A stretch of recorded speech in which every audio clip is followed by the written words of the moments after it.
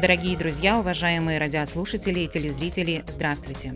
Вашему вниманию в прямом эфире программа «Якутск сегодня». У микрофона с вами я, редактор Вета Вишнякова. Наши режиссеры Мария Новгородова, Михаил Эверстов, а в нашей студии гости. Актерская студия имени Андрея Адамова. Сегодня в нашей студии гостят режиссер и актеры. И я рада вас представить, дорогие друзья. Валерий Сергеев, режиссер, Кыскил Николаев, актер, Кенчири Семенов, актер, Рената Ерофеева и Анна Дегтярева. Спасибо, что вы пришли сегодня в нашу студию. Наш эфир, цель нашего эфира – это вспомнить режиссера Андрея Адамова, который создал эту студию, которая была, по его признанию, создана им самим для него же самого. И, конечно, когда человек получает удовольствие от того, что он делает, он это удовольствие дарит и тем, кто рядом с ним. Я уверена, что Андрей сегодня незримо присутствует с нами в этой студии.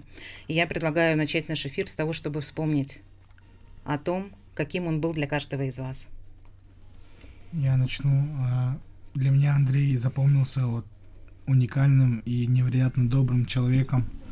И он многому меня научил за короткое время и помогал мне по жизни, как мог, и постоянно был со мной рядом.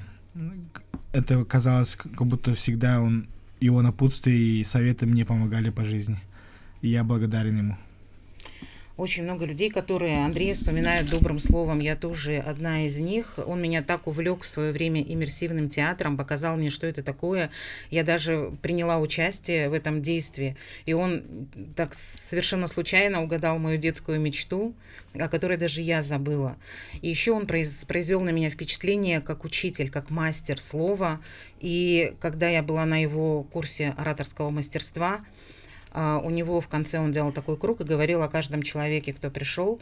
И меня удивило, что он в человеке видит то, что сам о себе человек знает, но, возможно, в это не верит. Да. Как он это вытаскивал буквально за какие-то там считанные минуты, как он это считывал и видел, это какой-то талант неимоверный, какой-то дар. И он мог настолько энергию поднять в человеке, что вот во мне он, например, настолько ее поднял, что я даже не ожидала, что во мне столько темперамента. Поэтому... Ну, очень много лет Андрей занимался с особенными детьми, Он так воплощался в ихнюю жизнь, да, и давал им, чтобы они поверили в себя. Это не каждому педагогу дано. Потом действительно он один из первых в Якутии поставил импрессивный спектакль. Это действительно. Также он у нас снимался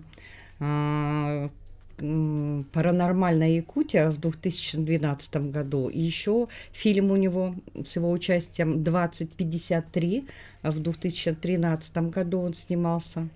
Могу сказать, что когда Андрей ставил спектакли, или же нам многим повезло с ним играть в одном спектакле, он до такой степени перевоплощался, он вживался в эту роль. Это так было трогательно с ним находиться, переживать его. И все зрители действительно переживали эти моменты вместе с ним. Но могу сказать, что нам, конечно, очень его не хватает. Нам не хватает мы всегда после репетиций, после каких-то тренингов всегда собирались, оставлялись там минут, может, на 10 и беседовали. И это такой человек, действительно, который в душе сидит. Это у вас было похоже, ваша студия была похожа на семью. Я видела там, все равно в соцсетях, да, кто-то выставляет статусы, кто-то какие-то фрагменты репетиции или просто каких-то этих ваших посиделок. Такое ощущение, что туда не только ходили за тем, чтобы научиться актерскому мастерству, а за тем, чтобы обрести какой-то теплый круг общения, когда ты можешь рассказать о чем-то сокровенном, когда тебя примут абсолютно любого. Такое было ощущение. Ну, у нас же в студии разных возрастов, начиная от школьного возраста и заканчивая пенсионного. И действительно, мы находили это общее. Мы могли, там Андрей позвонил или написал в группу, так, давайте куда-то за город едем. В течение там дня мы собирались, ехали, играли в какие-то игры. Это было действительно, мы жили. И не то, что мы приходим отрепетировать, мы приходили делиться. Мы все вот домашнее оставляли дома, а в студии мы какие-то же были жили. другие. Мы жили, да. Нас объединяло. Это было очень было здорово. Аня, расскажите, как вы пришли в студию и что для вас это было общение? На данный момент я учусь в 11 классе в Саха-политехническом лицее, и я пришла к Андрею в 2022 году. Я тогда была в 9 классе. Моя изначальная цель была поступить в театральный. Получается, нас познакомила наша общая подруга Любовь Протопопова. Он набирал детей, детскую группу людей, получается, туда. Получается, Люба, она с Андреем списалась, говорит: у меня тут девочка есть, Аня, хочешь ее к себе в студию взять? Он такой: давай. Прихожу к нему, там дети были от 8 до 13 лет, я там была постарше, 15. Проходит тренинг. И я сперва не поняла, думаю, что это такое. Мы там ходили, знаете, вот так вот буквально как-то. Он говорил, там, подбородок так высуньте, и как бы язык показывайте, и ходите там. Или всякие вот звуки издавали, там, смеялись, как-то вот что-то показывали и так далее. И я сперва не понимала, почему мы так делаем. Я думала, вот приду туда, там будем стихотворение учить, там прям... Как театральный. Да, как прям театральный, там учить стихотворение, там роли применять, это все такое. И я сперва не поняла, что за тренинги и так далее.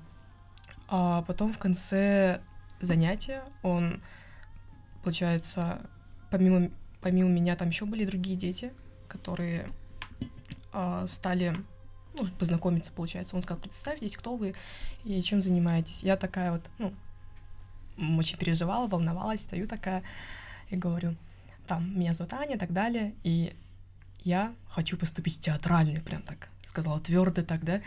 Он такой на меня посмотрел и такой: ты уверена? Я говорю: да.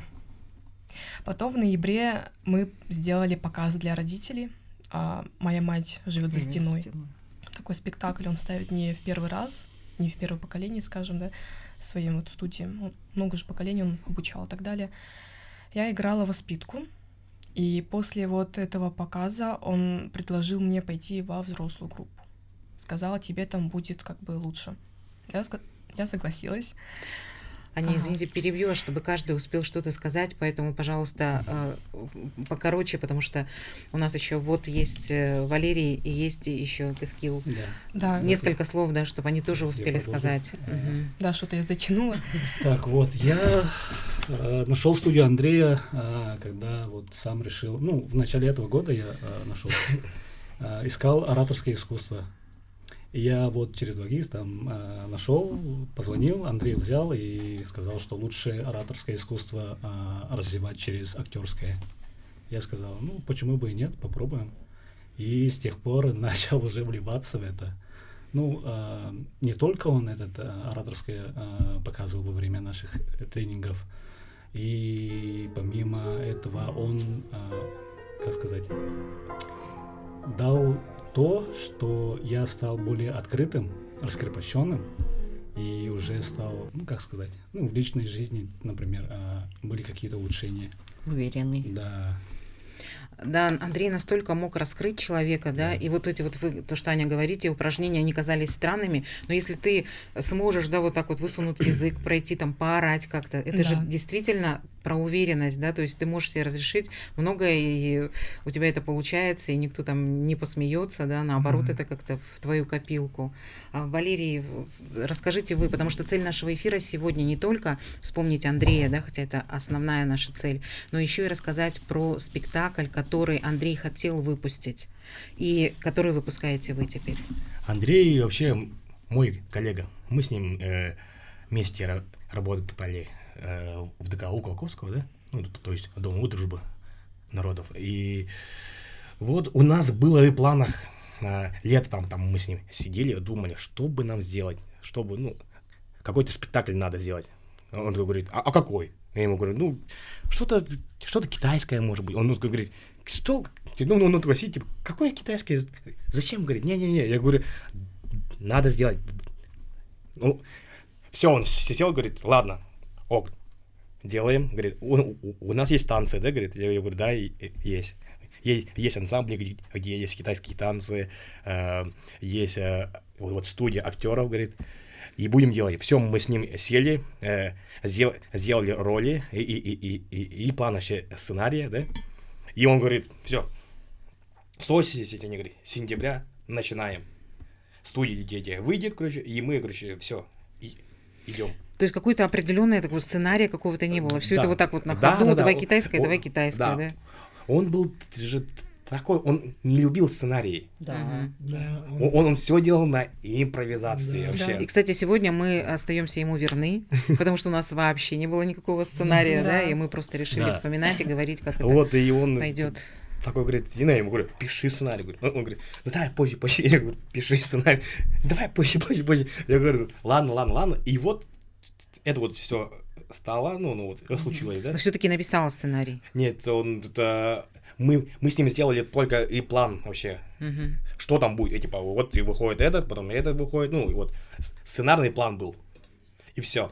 И тут он ушел. Поближе микрофон чуть-чуть. Давайте скажем, что премьера этого спектакля, все-таки спектакль выходит, да? Да. В это воскресенье, 24 ноября, в Доме дружбы народов имени Алексея Кулаковского в 16 часов, да?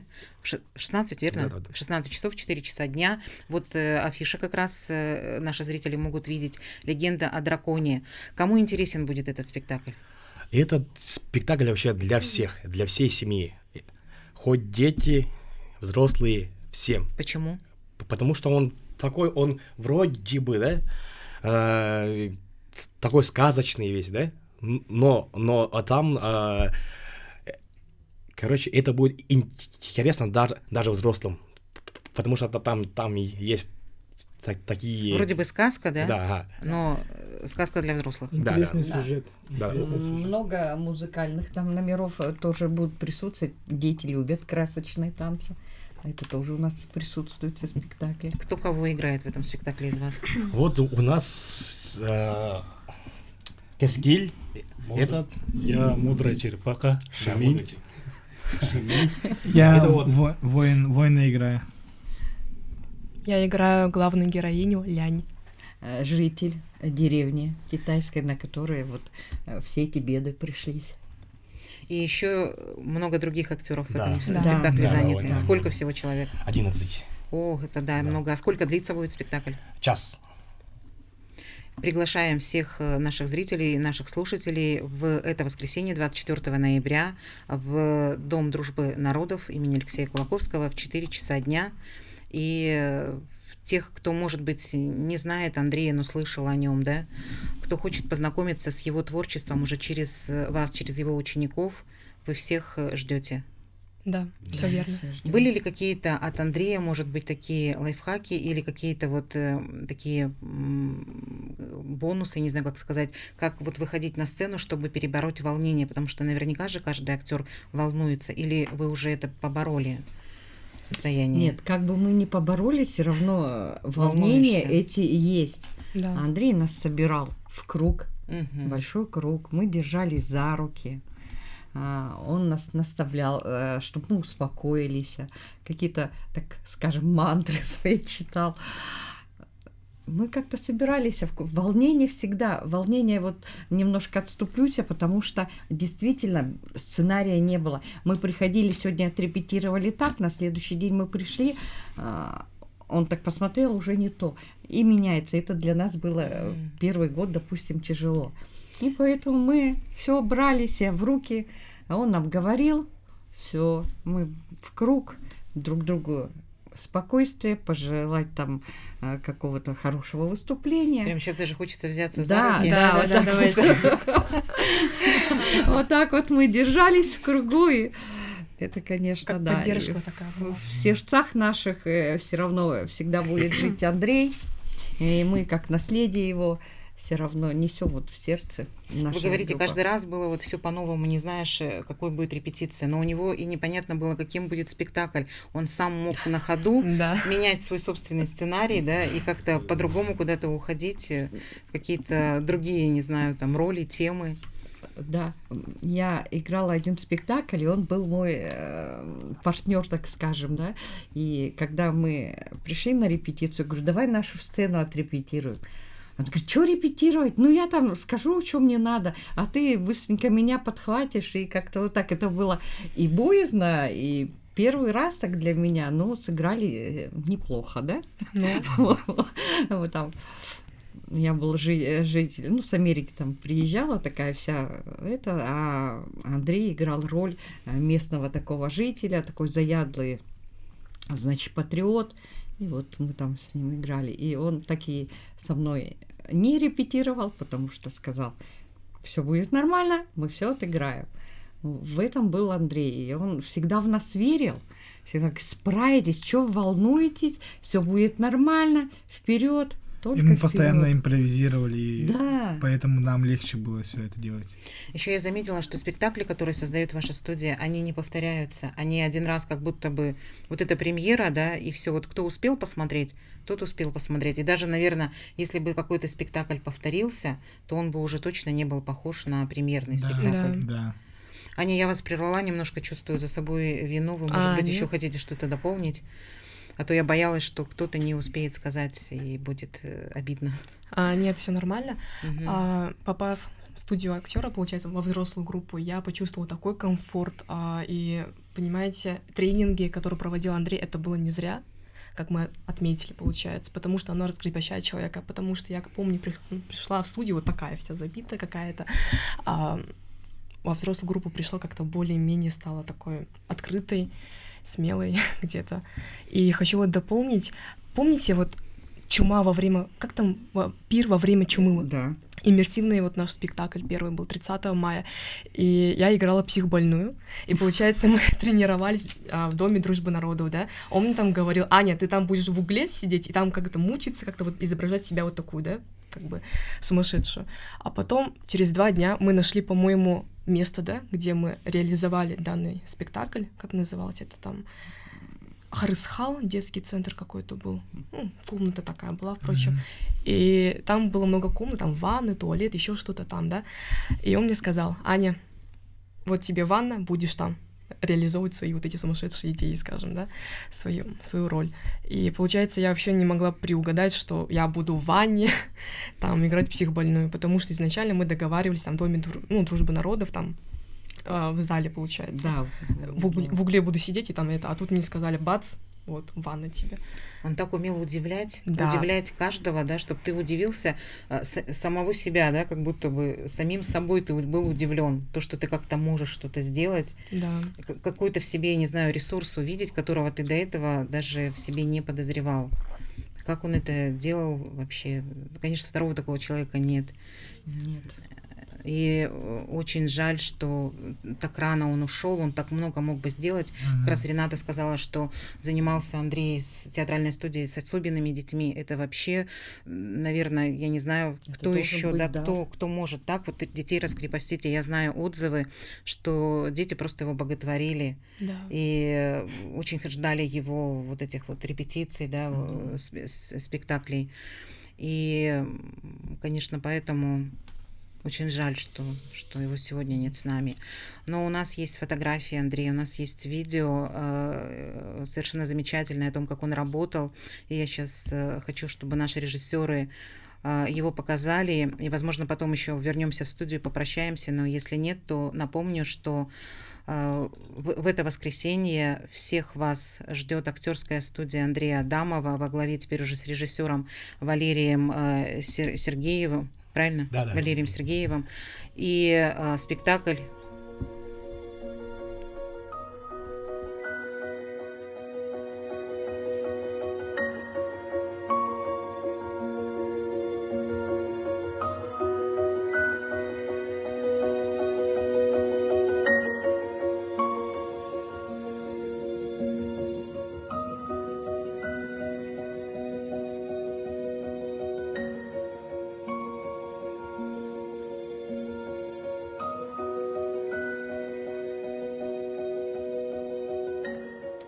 Да, что-то эта неделя вообще не подходит для новой жизни.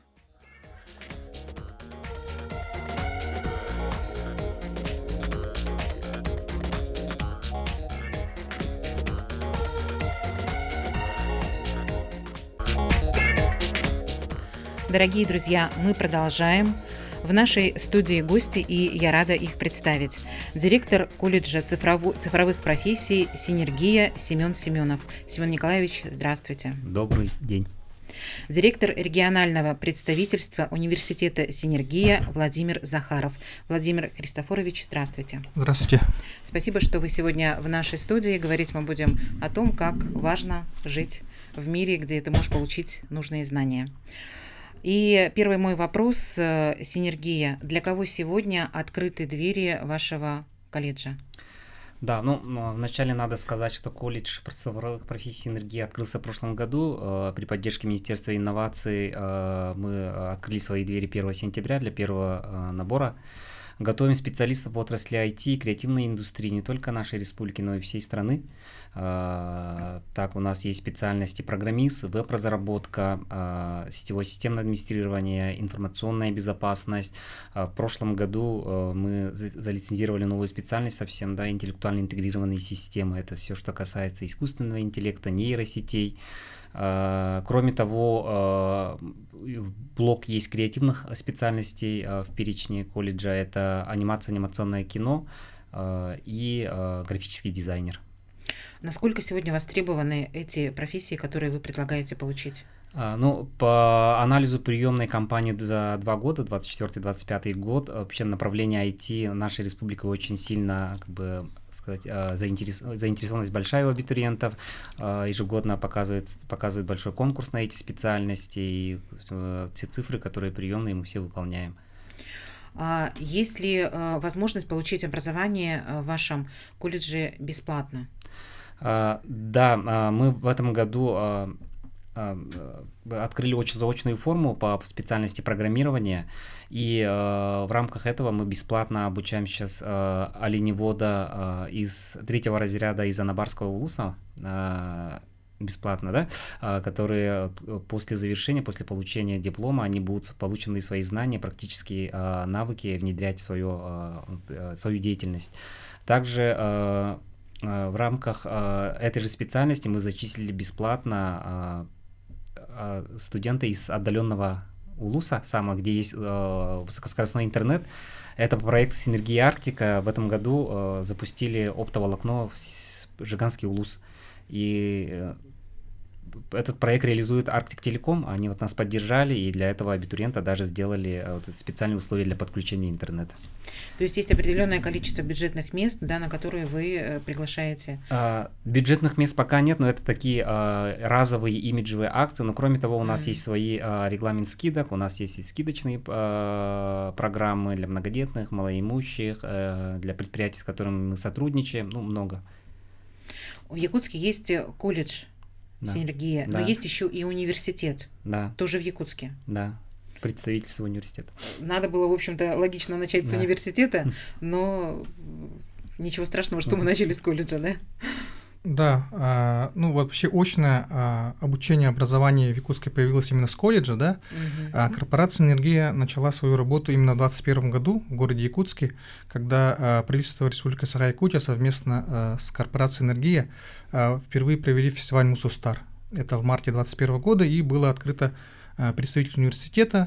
В основном у нас там было представлено дистанционным образованием онлайн. Также у нас было там направление СПО дистанционное, бакалавриат и магистратура. То есть обучение дистанционное, мы выдаем диплом государственного образца. И вот в конце 2021 года республика участвовала как один из 5 регионов в пилотном проекте по федеральной программе «Код будущего». Это бесплатное обучение школьников программированию, в рамках которой мы набрали за месяц около 220 учащихся с нашей республики, которые абсолютно бесплатно прошли обучение. И корпорация «Энергия» увидела потенциал в республике именно в части IT среди детей, да, и поэтому вот уже в 2022 году было принято решение, да, об открытии, и в 2023 году был открыт колледж цифровых профессий «Энергии» очный, да. Также в этом году открыта мастерская цифровых профессий Synergy Creative Hub, это в квартале труда, мастерская, как можно сказать, IT-школа для детей со 2 по 8 класс, где дети обучаются таким направлениям IT, как по анимационному кино, да, то есть по анимации, по программированию, по робототехнике. То есть есть программы в университете для детей, которые учатся в школе? Да, у нас вот, в корпорации «Энергия» пока что на данный момент не только, наверное, детсада, да, потому что у нас также есть и онлайн-школа. То есть дети, которые не могут, например, посещать занятия в школе, да, у нас обучаются онлайн, да, то есть общеобразовательную программу проходит школьную. То есть ребенок, учась в школе, он уже учится и в университете? Да, параллельно? Да, в университете также есть лицензия на вот общеобразовательную деятельность, именно школьную программу, он тоже может преподавать. То есть в университете можно учиться и в школе не учиться? В университете получить общую программу? Да, Так можно? Да, аттестат сдается все равно, вот ОГЭ сдается в школе, да, по месту прописки. Но вообще концепция корпорации «Энергия», если вот по-английски слово «life for learning», по-русски «век живи, век учись». То есть у нас образовательные вот услуги, образовательные программы есть для любого возраста, начиная вот с детского, да, получается вот колледж, дистанционное обучение, бакалавриат, высшая магистратура, аспирантура. То есть и у нас также есть школа бизнеса с «Энергия», MBA-курсы, поэтому на любые программы у нас есть обучение. Меня заинтересовало то, что школьник может у вас обучаться, он уже, получается, может получать какое-то дополнительное образование, да, еще учась в школе, или же он может получить у вас и школьную программу изучить, и еще дополнительно получить профессию онлайн. Это школьная программа, она вот именно для тех, кто, например, не может посещать школу. Да, это же очень удобно. Например, кто-то переводит же детей на домашнее обучение. Да, для домашнего обучения, да, то есть называется домашнее или семейное обучение называется, это же очень ценно, что так можно.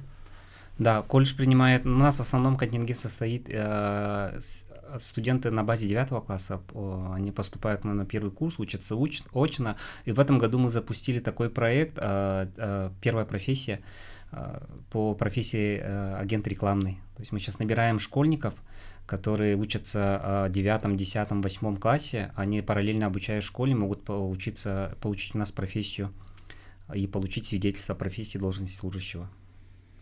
И уже зарабатывать деньги. Да, уже зарабатывать деньги. Тем более профессии вы такие предлагаете, которые сейчас очень востребованы. Да. Я в интернете посмотрела про синергию, и 18 направлений или даже более 18 направлений. Так много. Да, корпорация большая, и надо сказать, что тот же прошел в прошлой неделе форум «Всероссийский цифровой алмаз». В рамках этого стратегической сессии мы договорились с IT-парком и с Фондом развития инноваций Якутии начать реализацию новой специальности. Вот в ГОС утвердился только в июле 2024 года разработка компьютерных игр дополненной виртуальной реальности. Мы будем совместно разрабатывать образовательную программу, совместно реализовывать эту программу, и вот в марте мы должны лицензировать и летом набрать вот новых специалистов. А насколько вы сами оцениваете популярность образования, которое предлагает Синергия в нашей республике и в нашем городе? Но вообще направление IT-креативной индустрии у нас же в республике очень сильно популярное, востребованное. Да? 27 апреля Арсений Сергеевич Николаев подписал указ о развитии креативной экономики в республике, и население это все, конечно, понимает, видит, какие изменения, да, какие перспективы, и очень востребованы эти специальности у нас в республике. Ну, не только в республике, но и по всей стране в рамках цифровой трансформации, цифровизации. А какие вот специализации наиболее пользуются спросом? На какие хотят поступать? А может быть, на какие-то даже есть конкурс? Конкурс есть по всем специальностям, но самый большой конкурс у нас в этом году был по веб-разработке, по графическому дизайну, по анимации. А как поступает к вам абитуриент, чтобы стать вашим студентом? Это можно сделать дистанционно, или это нужно, или это по баллам как-то? У нас, получается, разные каналы есть приема документов. Можно даже подать документы через госуслуги, можно лично прийти подать документы. По всем специальностям у нас прием по среднему баллу аттестата, это программа СПО, которые очные в Якутске. Да? По двум специальностям у нас есть специальность реклама, квалификация цифровой маркетолог. Это те люди, которые занимаются рекламой в интернете. И вот специальность анимация, у них есть творческие испытания, они делают творческую работу и по результатам этого поступают. Понятно. Когда у ребенка, да, после школы, или который в школе учится и хочет уже получить образование вот вашей специализации, когда он стоит перед вопросом, куда пойти, почему он все-таки должен выбрать ваш колледж и ваш университет? Потому что у нас обучение практикоориентированное, у нас большинство преподавателей это преподаватели из индустрии, то есть те, кто уже работает, имеет опыт работы по профильной деятельности. Да? У нас образовательные программы разработаны совместно с работодателями, договоры о практической подготовке у нас заключены с ведущими предприятиями Республики Саха-Якутия, это и Алмаз-Эргенбанк, рекламная компания Ректайм, корпорация развития Якутии, анимационная студия Тундра, ну и так далее, и так далее. Да? Поэтому у нас практикоориентированное гибкое образование. Давайте подробнее расскажем, сколько времени нужно проучиться, чтобы, допустим, стать бакалавром, магистром, и куда потом может человек пойти работать, находясь в нашей республике. Ну, по бакалаврам, магистрам Владимир Христофорович, наверное, скажет. Давайте, у нас СПО. Угу. Да, ну вот, например, закончив колледж цифровых профессий энергии, да, либо любой СПО, имея диплом среднее профессиональное образование, да, гражданин может поступить уже на бакалавриат, дистанционный, да, с энергией, выбрать среди 200 направлений, которые у нас есть высшего образования. Срок обучения составит 3,5 года. Даже 200 направлений. Да, 200 направлений по всем сферам, по менеджменту, по маркетингу, там, по экономике, по также программированию. А человек, имеющий, например, уже высшее образование, бакалавриат, он может поступить на магистратуру, срок обучения составит 2,5 года. У нас, например, именно на дистанционной форме обучения контингент в основном составляют представители правоохранительных органов МВД, Росгвардии, да, то есть они учатся на юриспруденции дистанционно. Также вот у нас есть направление юриста, также и на СПО дистанционно, на бакалавриате и на магистратуре. А те люди, допустим, которые уже такого зрелого возраста, например, у них есть уже высшее образование, у кого-то, может, не одно, и они, например, хотят поступить, и сколько лет они тоже тогда 2 года будут учиться, чтобы... Выбор большой, на самом деле. Если человек имеет высшее, да, бакалавриат, он может поступить на магистратуру, да, получить полноценное высшее образование, либо у нас есть более 600 курсов профпереподготовки и повышения квалификации. То есть там сроки от 1 до 12 месяцев, по любым практическим направлениям, которые можно получить дистанционно. А ограничения по возрасту существуют? Ограничений по возрасту нет, это как раз-таки вот наша концепция, которая век живи, век учись, то есть по возрасту никаких ограничений нет. Вообще без разницы, сколько лет человеку? Конечно. И он может и очно обучаться, и может дистанционно онлайн. Да. А входит ли в ваши планы сегодня рассказать о том, на какой кошелек рассчитано образование, получение образования, обучения? Ну, вообще, стоимость обучения в колледже, она ниже средней, чем по республике, процентов на 10. Средняя стоимость за один семестр у нас стоит где-то 54 тысячи за один семестр. Но у нас есть очень большой регламент скидок, у нас есть договоры на образовательный кредит с господдержкой, да, и можно оплатить через... Семестр кредит. Это ты 2 раза в год эту сумму платишь? Да, семестр это полгода. В колледже у нас реализуется программа, получается, если на базе 11 класса поступили, это 1 год 10 месяцев, до 2 года 10 месяцев, это на базе 11. На базе 9 класса программа от 2 лет 10 месяцев до 3 года 10 месяцев.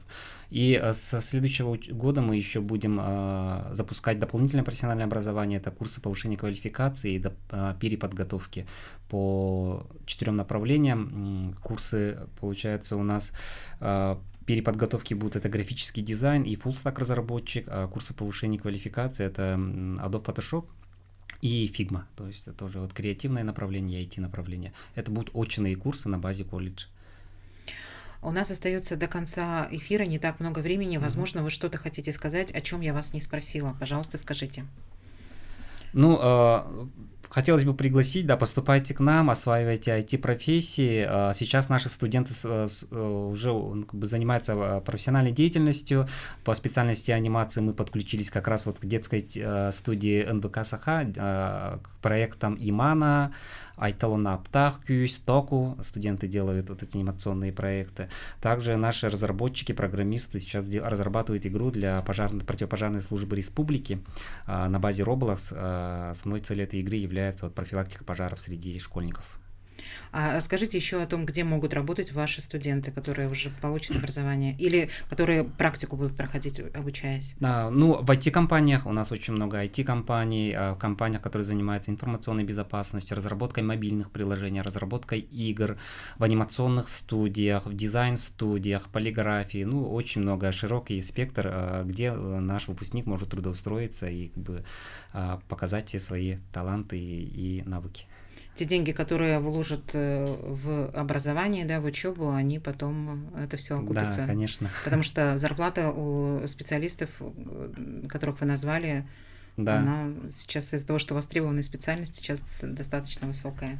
Да. А что-то еще может... Да, я бы хотел вот рассказать еще раз про мастерскую, да, нашу вот в квартале труда. Приглашаем всех вот родителей с детьми посещать семейные дни бесплатно. У нас сейчас проходит по субботам и воскресеньям. Можете записаться. Это вот такой формате, значит, квестов, игр проходит совместно с психологами, которые работают с родителями, с ребенком, и дети также проходят мастер-класс и могут уже выбрать какую-то профессию для себя в сфере IT. Там, либо это анимация, либо программирование, либо робототехника. Это бесплатная мастерская, куда можно прийти? Ну, это первый пробный урок, а потом уже записаться на курсы можно. То есть... Все мероприятия проходят в квартале труда на 4-м этаже, у нас мастерская.